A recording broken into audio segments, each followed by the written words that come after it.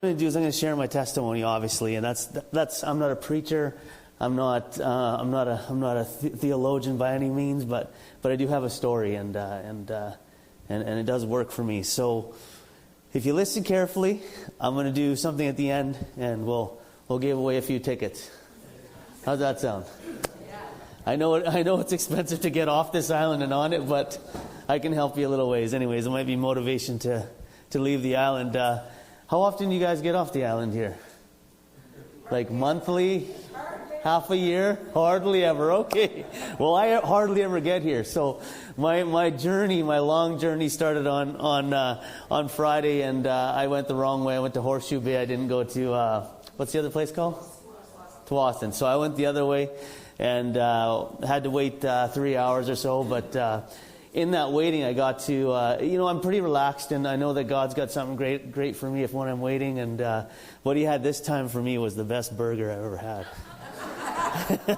Yeah, it was really good. And so it took us. We left Abbotsford around I think 11 o'clock, and we got into town about 6:37 around there.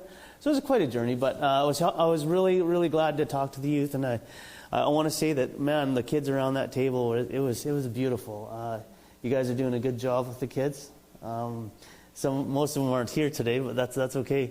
But I just saw some real good hope, some good questions, and of course hanging out with Elias. And Isaiah. It's really nice to see how well they're put together right now. I'm not sure if you guys see that, but I do. So, my story. So it starts, remember, you got to pay attention, right? There's motivation. So I was born in India, in a small village, probably less than 1,000 people, less than the amount of people that are on the island here. And I was born in a village called Gumti. So it's Gum and T. You spell it Gumti. Punjab, India. You know what I'm doing. So yeah, I was born in a barn. I was born in a barn beside cattle, all that stuff. The only thing I don't have exactly like Jesus is I wasn't put in a manger after. I probably had a pretty comfortable space, but yeah, I was born in a barn, and all through my life I do leave doors open, and people ask me that, and I say yes, I was born in a barn. So they can't do a lot about that. I'm the third child of 5 boys, so I'm the middle child. I got that negative middle child thing going for me right away. We lived in India. I was born in 1974. And I was there for 2 years, and then we immigrated to Blairmore, Alberta. If any of you know where that is? You do? How do you know? I used to live in Alberta for a long time. Oh, yeah. Yeah, so we lived right by the Frank Slide there.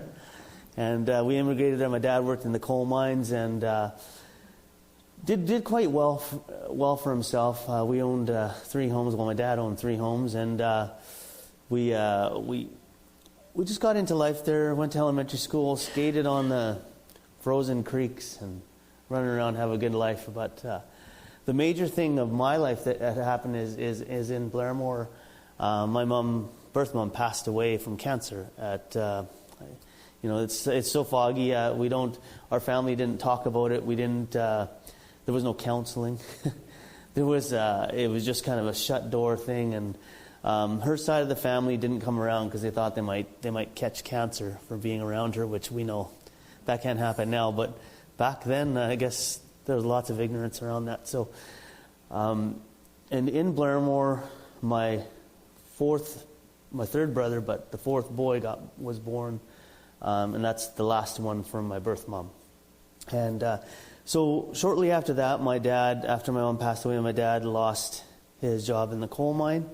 And lost the houses, lost everything. So you can imagine this, a guy, I can barely handle one boy, as you could probably see this morning.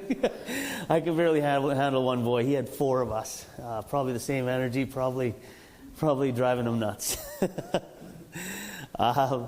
So he very quickly got married again, and I call her my second mom because she's been a great mom to me. There's no mother issues. There's nothing like that. And shortly after my dad lost his job and all that, we moved to Cranbrook, BC. Anybody know of Cranbrook? Yeah, we lived there for a little while, and after about a year and a half, 2 years, my dad went into life insurance and did Amway, and that stuff didn't work out. So we moved further to Abbotsford. There was a huge farming community, and that's where we came from. My whole generations, we've been farmers. So we came out there and we began to work in the berry fields, and to get us on our feet, we actually lived in these small cabins. Didn't have a home. There's probably about 20 to 30 people in this kind of community, shared kitchen, shared everything. And we lived there for a little while and worked our way up and worked hard. And my dad built a life for us. And elementary school was quite normal. So the door had been kind of just totally shut on this major thing in my life that's happened. But we just moved on, and I didn't really question it. Didn't really get a whole lot from my dad. I even to this day I haven't had a full conversation around that. I've tried. My dad can't get through it, so I've decided within myself to just, leave it with the Lord. And so grade 7, started playing basketball, rugby, baseball, all these sports, and football and all that, and had a really regular life, and had lots of friends around me. Played the many sports, and even got involved in school plays. And my grades were just whatever. They've always been that way. Don't listen to that, kids. Get good grades. And then I had my first drink in grade 7. We were at my friend's family kind of yearly barbecue they do, and his dad would give him a drink, and then I took a sip, and I didn't like it. And things kind of went on to grade 8. And in grade 8, I was a part of student council. I was very involved with school, and I knew all these good things, but I kept on experimenting with marijuana, with alcohol here and there, beers here and there, and that continued throughout high school. Grade 8 to 10, probably smoked a little bit more weed, and then continued that. And then grade 12 came, and all throughout this. It would seem that every time I would use drugs or alcohol, that theme of questions about my mom would come up, especially when you were coming off the drugs. It would be even more of more questions of that coming up. So I didn't really ask anybody. I just kind of internalized everything. And then in grade 12, graduated high school barely. They had to they took 2 credits from grade 9 typing and some other class, and they said, "We'll give you those. Go on your way," because they really the teachers liked me a lot, and I would even be allowed to miss class to go practice for the game. Like basketball was huge in our school. We had this rivalry with MEI. They're another school in Abbotsford, and there'd be a couple thousand people out to these games, and so they would let me just miss class to go practice for the big game. And I don't know if that was right, but it worked for me. So we graduated high school, and I think that's where things they started getting deeper and worse. And in grade 12, graduating barely, kind of friends are moving on, and I'm just going deeper into experimenting with different drugs. And they're going to university. I could have played college basketball easily. I think a lot of my friends that I play with did, but I chose a different path. And eventually, at the age of 22, friends of mine were going to a Depeche Mode concert. Does anybody know Depeche Mode? Yeah. Oh yeah? Oh yeah. Yes. I still don't mind their music. It's a little depressing, but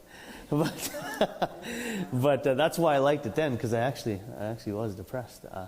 So my friends that I went with, they pulled out some cocaine, and we were on our way. And that's where the beginning of the end started for me. Throughout all this, my first experience with God would have been in grade 7.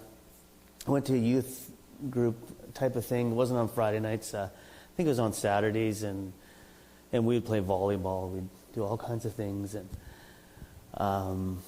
one day, one of the leaders pulled me to the side. He said, "So this Jesus thing, what do you think? And do you want to do the prayer?" And in my grade 7 mind, I'm thinking, "Oh, I better do the prayer. Well, I can't play volleyball anymore." So I actually said the prayer then, which is really powerful if you think of what some of the word says. And I got a verse at this point for that, and it's Romans 10:9-10. If you declare with your mouth Jesus is Lord and believe in your heart that God raised him from the dead, you will be saved. For it is with your heart that you believe and are justified, and it is with your mouth that you profess your faith and are saved. So at that day in grade 7, I did confess with my mouth, but I had no belief in my heart. But that was going to line up soon enough. So that was spoken out, and that's how powerful the word is, right? It's spoken, and it does its thing. It takes some time. Sometimes it takes 25 years or so. So from 22, from that first time I used cocaine, we would go to special occasions, and the same friends would be around. So it would be special occasions using cocaine, and sorry if this offends anybody that I'm saying the actual name of the drugs, but I think it's helpful. And so it would end up special occasions, birthdays and all that stuff, Christmas, and then it would be every weekend, and eventually it was every day, before work, after work. And at the time, I always knew I had a problem. And I never ever thought the problem was the people that I was hanging out with. It was always me. So it's one of the things I've always realized, and that I pass on now, is that the problem is actually me. It's actually you. You got to figure out the you problem first before you can point it everywhere else. And so it progressed. 1998 was a big year. 1998, 99, 2000. Those years I was really getting into it with family, fights with my oldest brother, just other kinds of stuff, the chaos that comes along with drugs. It was all coming up, so it came to a kind of a head point where I said, forget it. I'm jumping in my car, and at this point I hadn't dealt drugs or anything like that, but somebody asked me to do something with about a pound of weed, and I did it. So it didn't work out that great. So I said, forget it. I'm taking off to Ontario, and I drove straight. I was high the whole way, and I had an uncle out there, so I thought getting away will help me with my problem. But the only problem that I took with me was myself, and myself followed me all the way. It didn't leave me the whole way. So my problems continued there. I was there for about a year and a half, and out there, what they do is they would take marijuana, and they would take crack cocaine, and they mix it together and smoke it. And I did that, and I liked that a lot. And then one day, one of my cousin's friends said, "Hey, why don't you take this and just smoke it straight, the cocaine?" And I did that, and it was over. That was it. I never did any other drugs after that, other than crack cocaine. That's how highly addictive it was. And I lost everything out there. I was engaged out there as well. I met a girl and was engaged. That went south really quick, and so I ended up coming back. I phoned my dad, and my dad always bailed me out of everything. Which if I look back, he probably should have stopped it a long time ago. That's the only thing that was going to help me. But he bailed me out. He got me back to Abbotsford, and I found all the wrong people right away because I'm the wrong person. And began to just use even deeper. I'd done some things like gone away to India for a while, but in India I wouldn't use the hard drugs I was using there. I'd just use the drugs that were there. So again, I went out there for 6 months. I remember even in year 2000 flying back from Y2K. I was in the air on New Year's Eve and came right back and drove home to Abbotsford, and then drove out to Vancouver for a New Year's party, and it was just craziness. These types of things were always going on, and eventually I started stealing from my family because I couldn't hold a job. I started stealing cash from my mom, selling things that I could, and they had an intervention at home.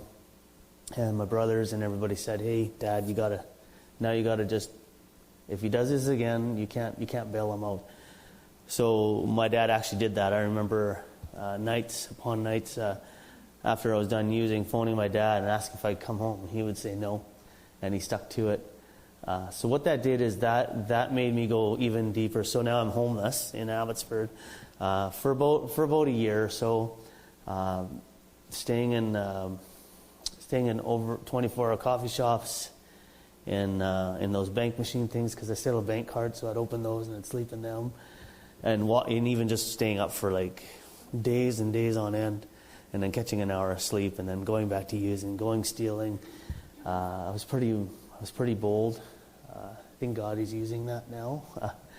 But I was pretty bold with even, I would set it up with the dealers. I'd ask them what they wanted from the liquor store. They'd tell me. I'd just go in, grab it, and leave, and trade off. So I didn't even need money for my drugs. It wasn't anything like that. Another thing that I had that I didn't do was I never begged anybody for money. I just went and made it happen myself. Which all these things are really positive now, because I go make things happen now. But they're all really good things, most of them. And so I went deeper. I ended up robbing a pizza place, and then after that, a few nights later, I robbed a gas station where I just walked in and said, "Give me your money," like this. And then the guy would be like, "What?" And I said, yeah, just give me your money. Give me your money that you got there. And he said things like, I didn't use profanity. I just said, "Hey, just calmly give me your money." And he asked me, "Well, what do you have? What do you have on you? Are you going to hurt me?" I said, you don't want to find out." And I wasn't going to do nothing because I was scared. But I did that. Ended up going even deeper, if you could think of it. And like it's always kind of challenging on what to share on how deep, but just think, if you know this disease, this thing that I went through and that I still have to be mindful of, there's some pretty depths that it can go to, even as far as where you hang out and what you do, crack shacks and all that kind of stuff. It was horrible. None of it was good. None of anything I'm sharing with you is meant to be, wow, look at this, amazing story. But the next part is, the part you want to grab onto and be encouraged and have hope. So on Friday, the message was a warning. And today it's hope. You may be sitting there going, "Man, I know somebody." You may be sitting there going, "Man, I was Kal," or you may be just going through some of it yourself, which is okay. There is hope. So I was walking the streets in Clearbrook Road, and the police officers that would often talk to me and arrest me and all these things. I had been in and out of jail a lot of times. One night out. They would always say to me, "Kal, what are you doing? You don't belong out here. Get some help." And one day, the same police officers came by and they said, "Kal, what are you doing out here?" And I said, "You know what? I'm done." I said, "I'm done." I said, "This is what I did. I robbed this gas station." And what they said was, "Well, we thought it was you, but the description was 5'9", 5'10", East Indian male with a shaved head." And if you ever visited Abbotsford, that could be a number of people. So they couldn't quite pin it on me. So I got arrested, and I went to a place called North Fraser Pretrial Center. That's where they hold you before you go for your actual trial. And that's where life kind of began for me again. And up to this point, I'd had numerous arrests, over probably about 20. Some for assault, some for stealing, some for breaching, some for all these different things. And in that, I also had about about 7 drug-induced seizures. So that's where you use so much of the drug that you actually go into a seizure state. And God just saved me out of all that. I shouldn't actually be able to stand here. I shouldn't be able to talk. I shouldn't be able to produce kids or be married or anything. And I have 3 kids. I have 1 on the way in July. So God is pretty good. And I got arrested. So I went into North Fraser, and it was a pretty scary environment. But I found just like anywhere where I went, I found my group, and I found my way. And I'm doing things like playing basketball and working out and playing cards. And in jail, you play cards for kind of canteen or these different things. And I'm a pretty happy guy. I've always been a face, on the face, pretty happy guy. So we were winning a lot of canteen, and I was pretty happy about it. But the people that we were winning from they weren't too happy, and they weren't too happy at all. And nobody wants a really happy guy in jail or a really sad guy. They just want you to be like, I'm just cool. I'm just gonna hang out. And so they sent a guy into my jail cell to take care of me. And I remember he cracked me on top of the head, and I went back into my bunk, and the only thing that saved me was this thumb in the guy's eye, because that was the only way I was going to get out of it, and that retracted him and he got out. But what I want to say to you is I saw true evil coming at me that day, and I recognized what evil was that day, and I got transferred out of there. And when I checked in, I picked up a Quran. I picked up the Sikh scriptures in English, because I can't read Punjabi, but I can speak it a bit. Fluently at home, but a bit in the traditional sense. And I picked up the Bible as well. So I'll stop right there and just say that my brother Kal Sidhu, he's a pastor in Abbotsford. He went through what I went through really quick. He got involved in robberies, and there was a murder in Abbotsford. He wasn't the guy who pulled the trigger or anything, but they used his gun. So he did it really quick, and he came out of it. And God, in a jail cell, he said, "Hey, you're mine. Come on, let's go."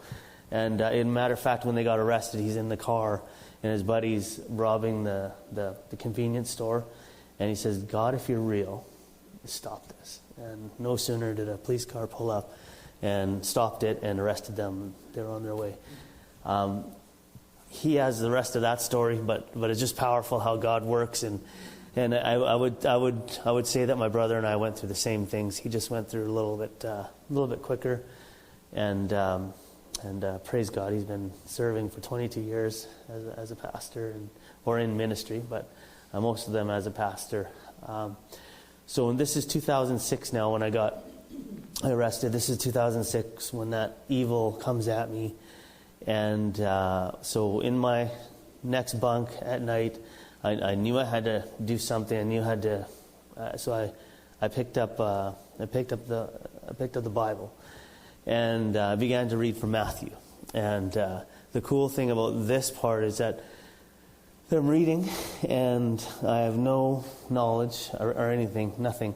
And I'm reading the book of Matthew, and it's got the perfect the lineage of Christ here. And it's telling exactly who Christ is. And I've heard of Jesus, of course, but it's got the lineage and where he comes from. And God's given me perfect understanding for that moment to testify to me through his word. Nobody else around. Just to me and his word. And as I'm understanding, the words are coming. They're starting to dictate themselves to me in a miraculous way. And pretty soon I'm just here, and the word is telling me, this is my son, this is who it is, and he's real. And finally, I just put the book down. I said, Jesus, I know you're real. I said, come change my life. And he did. He started there. It's continuing to work today, but I know that we all have that journey. But my journey of hope started then. And what had happened right at that moment was I had the perfect revelation of who Jesus was. Nobody else, you couldn't even tell me anything beyond that day of who he is. And and what he represents beyond what the Word told me to myself. But there was still a lot, and I explained it that I had the revelation that day, but the foundation was definitely not there. So the next morning, the prison chaplain there was really, really awesome. A guy named Dan Boo. Does anybody know Dan? That would be awesome if somebody knew Dan Boo. He's awesome. So he, when I got in, he gave me the Sikhs wear a bracelet that's not supposed to rust. He gave me these books to read. He gave me all this stuff. He just said, here you go, because he recognizes that the spiritual journey, often it doesn't just start with the Bible. It doesn't start with Christ. It often goes through some other things before it gets there. That same bracelet I had, as these fights, as these games were happening, was beginning to rust. So it was kind of just these signs of God reaching out, and through even the religious symbols from my past, just kind of reaching out. But he got together with me. We phoned my brother the next day, and my brother, at this very time, was going in front of. We're part of an MB conference church. He was going in front of like 1,500 people. To speak and to talk about a new church plant. So the church I'm involved right now was being planted when I was right when I was being saved too. So I'm still a part of that church, and he phoned me, and we said the prayer to receive Christ. Although I said it in grade 7, and I got the revelation in the jail cell. We felt like we had to I really wanted to honor my brother by doing that with him. Some people say, yeah, your brother saved you, hey? No. No, he didn't. He never will. I enjoy that misconception. I enjoy saying that, no, he didn't. So we jail continued. I was still did the prayer revelation and everything. And Dan had me involved in Sunday church, and we began the purpose-driven life. That was a huge thing to me, and I knew that God had a very purpose for my life by learning through that book. A few guys came to know Christ through being my jailmate, and so that was kind of neat. I never experienced that before, but again, they didn't do it. They didn't get there because of me. It's the Lord that did that too, right? I had about, this is about 45 days in, and about 45 days left, give or take a few days. And things changed for me, but a lot of the things that I was doing was very much the same. There was no real opportunity to teach me in there. So one of the next major things was we had to go in front of the judge next. And that was a nerve-wracking time. I remember praying, God, I don't want to lie. I don't want to go in front of the court and lie about what I did. I was going to tell the truth about that robbery. And if they had convicted me, I would have got about 2.5 years in prison, which I didn't. I didn't get convicted of it. As I was in the holding cell waiting to go in front of the judge, the Crown Counsel came down and said, "Hey, if you plead guilty to 1 day breach of what you've did before while you were on an order, then we'll just let you go." I said, "You're just gonna let me go?" So, because I'm ready to go in front and tell the truth. They go, "Nope, you don't want to do that." That's the Crown Counsel saying, "Nope, you don't want to do that." Okay, God. I won't do that. God's done different things to get people out of jail. He just shakes the whole place and people get released, right? So why not? Why not work through that guy? So yeah, I got released from jail, and the prison chaplain, Dan Boo, he asked me to come live with him, which is it's pretty unheard of. It's just not right. And I say bless him, but I say bless his wife even more, because she had to agree with that, right? Having some guy from prison, and I think I treated people okay even before Christ. I wouldn't really harm anybody per se. But yeah, he had me come live with him, and I got a good job at the local paper in classified section, selling classified ads, and things are really good. But this is the time when I discovered what was really missing, as I did not have that foundation, and I had the revelation, no foundation. But I also discovered, as far as what my mom's death kind of meant to me, it meant to me a rejection. And I actually, in my discovery at Wagner Hills Ministries, that's where I now serve, and there's a recovery ministry for anywhere from 40 to 50 guys at any time. And when I was there,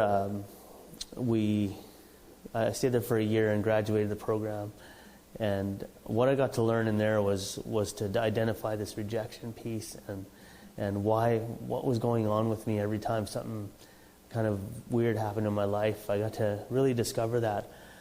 So just before I went in there, I had met a girl, and I liked her in a way, and I told her, and then she didn't like me the same way, but she still wanted to hang out with me for some reason. I don't know why. But I guess she felt called to me, but we all know that it's probably a man that should have been called to me. So, but she did help me learn a big lesson. And so what happened is, when she rejected me, had this great job at the news, I went back into my default, which was using crack cocaine. And so I did that for 3 weekends in a row, and finally I told Dan and I told my brother, I said, this is what's going on. And they took me, and we went to a place in Langley called a church called CLA. They had a recovery ministry there, and I knew that wasn't enough for me to go there once a week, or I needed something more in depth, and that's when I went into Wagner Hills. And in Wagner Hills is when I discovered the foundation in my life. I discovered my new identity in Christ, which is powerful. It's a powerful thing. Even for us that are walking and doing regular life every day, we lose the sense of that sometimes if we don't get reminded. And I think there's over 25 scriptures that tell you who you are. And so I got to do a big discovery over that year. And in that year, I was the only one to graduate, and I seen like 500 different guys coming through. So God had that type of thing for me too. And I got involved in the counseling office, which after about 6 months or so, they give you a kind of a leadership role, and I didn't want it.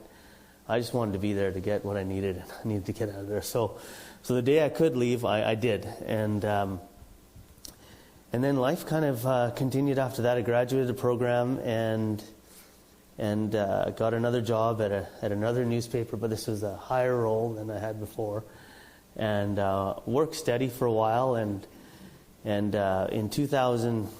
2008, around there, I started. I told the youth on Friday about just wanting to meet my wife. I just wanted to get this next stage of life going. So I went to these dating sites because I wanted to meet a Christian girl. So I went to Christian Cafe. There's some other ones, and I met these girls, and every time I would go for a date, after I'd just be like, what? Like, God, that doesn't make any sense. So I didn't like any of them. Because they weren't for me. But eventually I said, God, okay, this is what's happening, Lord. Lord, listen up. This is what's happening. That works really well, doesn't it? Every time it works really well. So I told him, I said, Lord, this is what I'm doing. I'm going to work for this next year, and then I'm taking off. I'm going to go wherever you send me. But I said, God, if you do have someone for me, I need to know. I need to know exactly that it's from you. And so I laid out a few things. I said, Lord, I want to meet her at the front doors of the church. I want to meet her through a friend. And then I want you to give me something that could only come from you, that would just blow me away, and that's how I'd know. So God laughed at me first. And he said, it's okay, my son. If that's how you're going to believe in me, then I'll give it to you. He didn't say that, but maybe he was thinking that. So at the Life Center, the church that I'm in now, we're coming up on 10 years as a church. We started as a home church, and then we moved into a gymnasium. We're in a theater room first, so that was about this size, and then we moved to a gymnasium. Now we have our own church, but I've had various leadership roles there as well, whether it was doing the chairs, Sunday service chairs or all kinds of other things, sitting on leadership at the same time, but doing probably doing everything that I could to help the church. And one of my roles was I was the Sunday service manager. So I would clean up after, and then I'd go outside, and the last thing we'd bring in is the sandwich boards. So I bring the sandwich boards, I come cleaning up, and Shonda's like, "Hey, Cal, come here. And Shonda's a girl that planted the church with us. Come here. This is Misty." So, "Hey, Misty, how's it going? Nice to meet you. Very nice to meet you." And front doors of the church through a friend. So that's 2 knocked off just like that.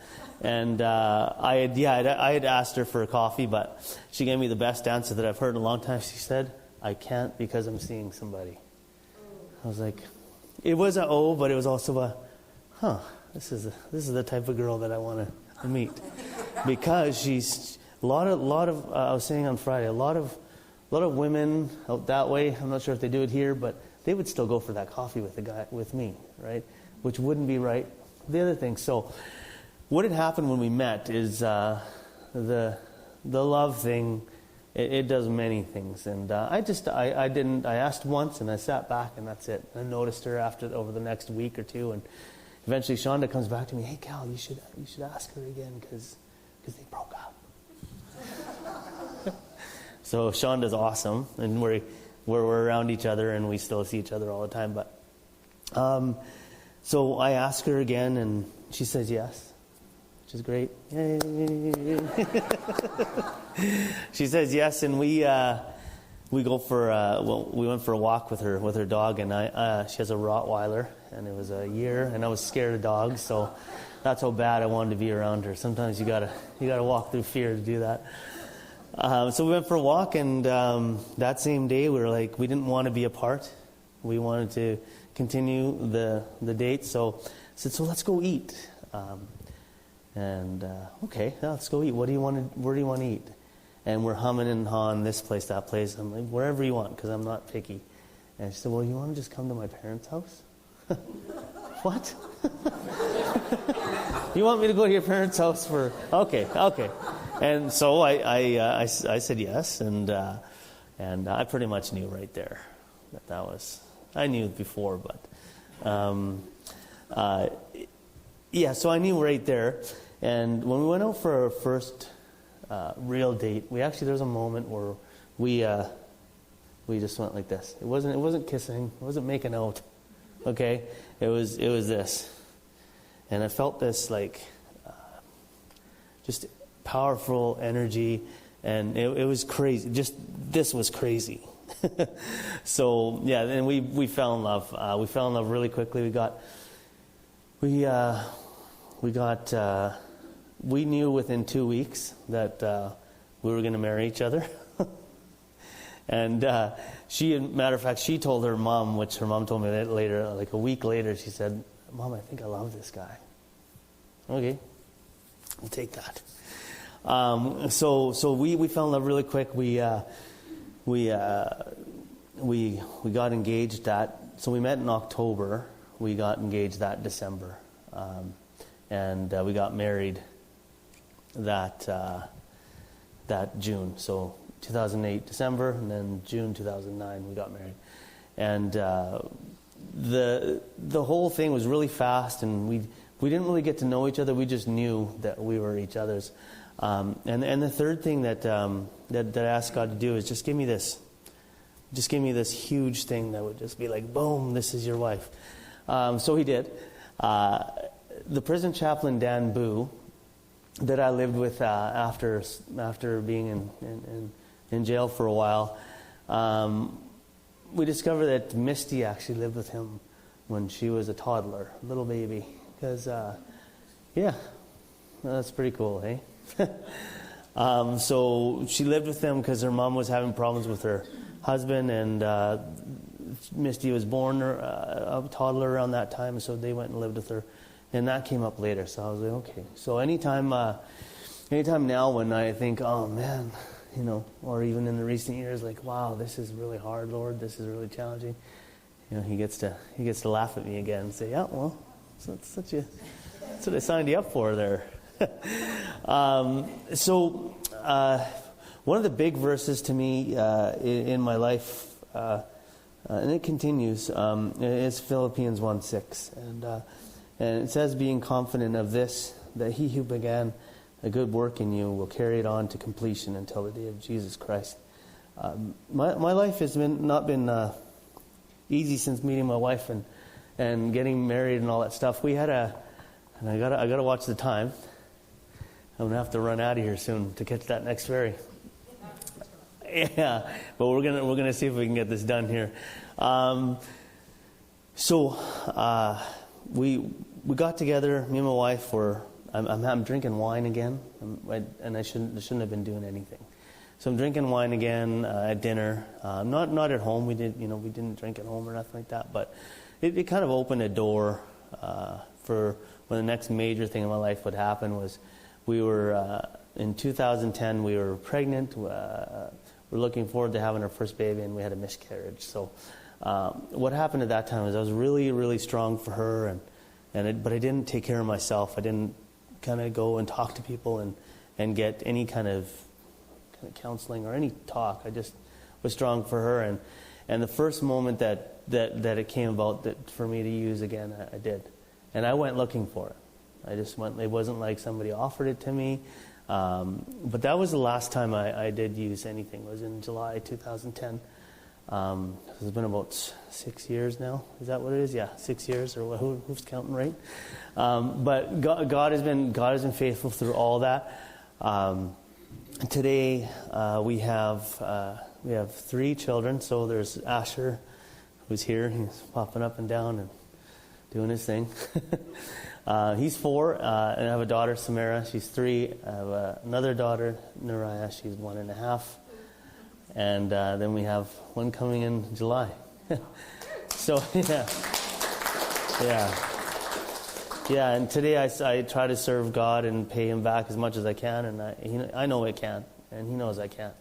But out of this deep desire to serve and be a part of what He's doing, and do as much as I can. And my wife says sometimes it's too much, and I try to listen to her. But I asked her to pray before she tells me that, because He might tell her something else. So that's a part of coming out here. Is one of the things I've kind of made up my mind with God, is that if you give me an opportunity, I'll just go.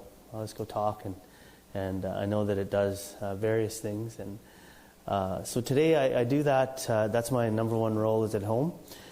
For work, I work for a company called First Page Marketing, and we do websites and internet marketing. And I get to, and let me tell you, like ministry isn't an on again off switch for me.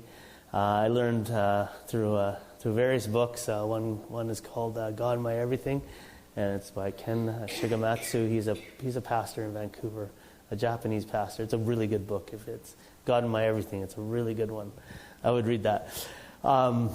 So I do that, and my ministry at work. Like I've been in meetings where I'm meeting people the first time, and they tell me about their sick child, and I just pray with them. I put everything aside and just do it. And I want to encourage you guys to, if you don't do that, or want to take the next step, just try it once. Spiritual gifts are for everybody. It depends which ones you practice. Those are the ones that really gain a lot of fruit. Another thing I do, I'm a director at Abbotsford Community Foundation, and we have endowment funds, and we give out scholarships of about $400,000. I think we're going to give out this year in Abbotsford to kids to get them to the next level. And the reason I do that is because I didn't do that part. But I know I can still help in that part, and I get to give out scholarships at schools. And last year I got to actually personally hand out like $60,000. It was awesome. It wasn't my money, so it was awesome. Here you go. Yeah, here you go. Anybody else want some? So that's another thing. And the reason I'm telling you all these things I do is not to be like, wow, look what I do. I just want you to know what God can do in a life if you allow Him to. So those are the things officially I do. And then I do the Wagner Hills Ministries on Thursday nights. We lead worship and prayer. Now we're going on an outreach thing every second Thursday, so I'm taking the guys out. We do every couple of weeks do a breakfast program at elementary school where I get to serve meals to these kids, and it's just amazing to watch their faces. And it's also heart-wrenching when you're done your food and that kid arrives late. Oh my goodness. There's no food left, right? So, yeah, those are my number one roles in the church right now. At the Life Center, I've had to scale back quite a bit, as you can imagine, with having these kids. But I did just finish on the search team to find a new pastor. I don't know if you guys are actively looking for a pastor, but it was about a year and a half long process, which is I was done after 6 months.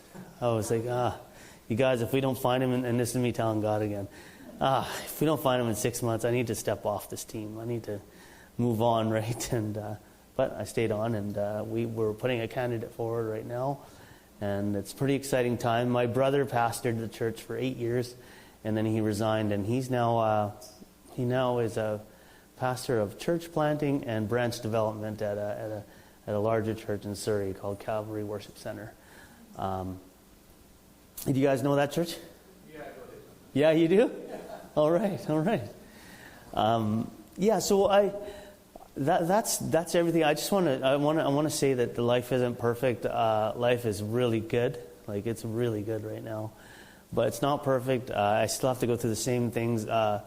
This morning, I mean, of course, the devil would try to creep into my dreams, and I had a using dream this morning.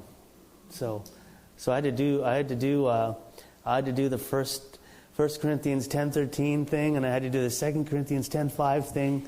That's what I have to do with my thoughts, and that's what I have to do with what's coming on me. It's common to all men. That's what 10:13 says, and then 2 Corinthians 10:5 says to take every thought captive and make it obedient to the will of Jesus Christ in your life, and that's for everybody.